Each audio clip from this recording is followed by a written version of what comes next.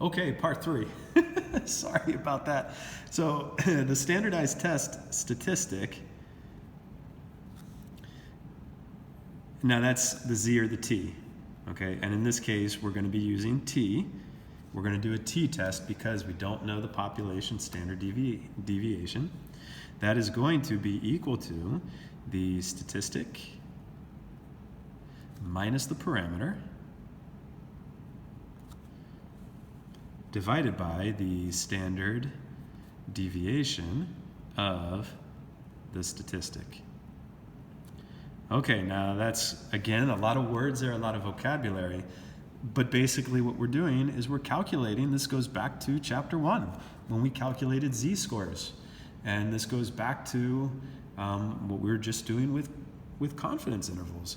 The statistic in this case would be our sample mean minus the parameter, which right now that is our value of 8 right there. That's our null parameter, divided by the standard deviation of the statistic. Now that is going to be the standard deviation of x divided by the square root of n.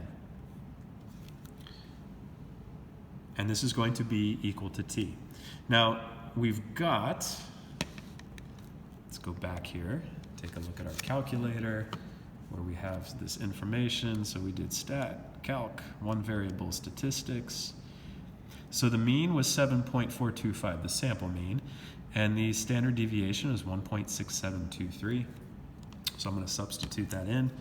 So we've got 7.425 minus 1.6723. Oh, no, sorry. By the mean null, which is 8. Sorry, that's what we're assuming the true parameter is. Okay, divided by the sample standard deviation, which was 1.6723, divided by the square root of n. We have 20 students right there. Okay, now that's going to give us our t statistic. So we can calculate that by hand. If we do that, I'll make a fraction here. So 7.425 minus 8 over 1.6723 divided by the square root of 20. Now, if I write it out and then I use the calculator, I may get some partial credit for this, but obviously this is taking me a little bit of time. We get negative 1.377. That's how I'll round it. So our t is negative 1.5377. Okay, so we've got that. Now, it's kind of like when we do a z-value, when we find our z-score, we then look at the area under the normal curve. Now this is not a normal distribution we're going to use though. This is a t distribution. This is going to be a t distribution. And okay, if we think of this, negative 1.5377, 0, 1, 2. Now negative 1.5377 is going to be somewhere here.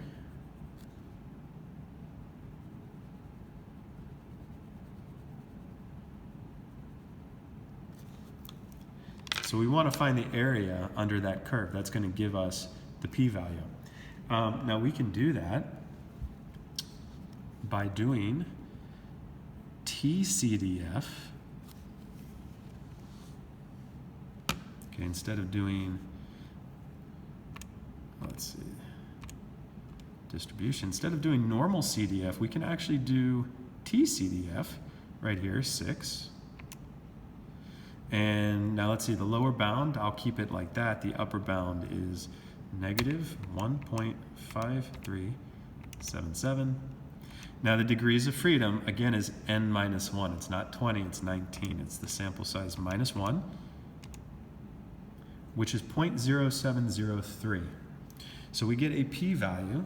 That would be this percentile right here, this area under the curve. So we get a p-value equals 0.0703. Now that's the p-value. So here's the test statistic right here. That is the test statistic. And then this right here is our p-value. Now we could have done this totally on the calculator if we had gone stat, test, and number 2 is t-test. So yesterday what we had to do was a 1 proportion z-test for proportions, but for this we're going to do a t-test. Now let's see, there's the null hypothesis is that the mean is 8. It's already put in our sample mean, our sample standard deviation, n is 20. Now we have to make a decision down here.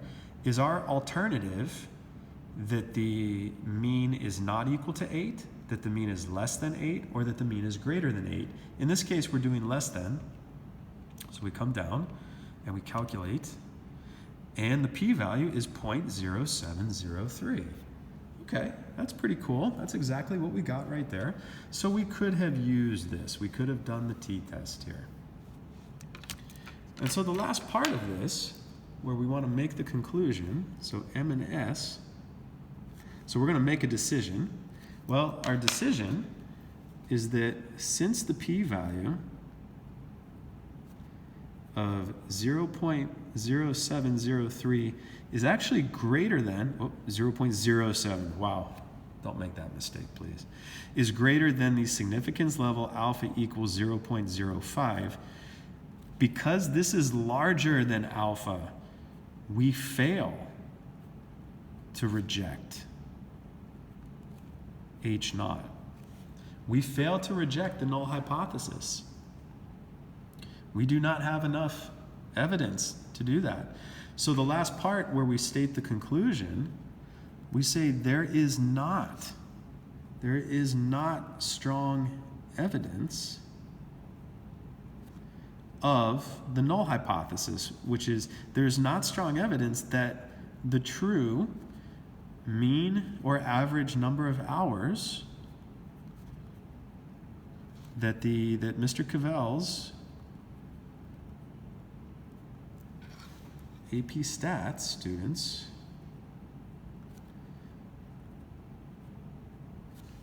that the true mean number of hours that Mr. Cavell's AP Stats students sleep per night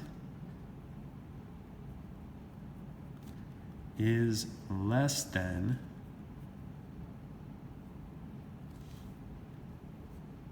8. Okay, so since the p-value, which was 0.07, was greater than alpha, it was not less than alpha, we failed to reject H naught. There is not strong evidence that the true mean number of hours that Mr. Cavell's AP Stats students sleep per night is less than 8. Okay, now, we're going to come back. This is what we just did in the first video.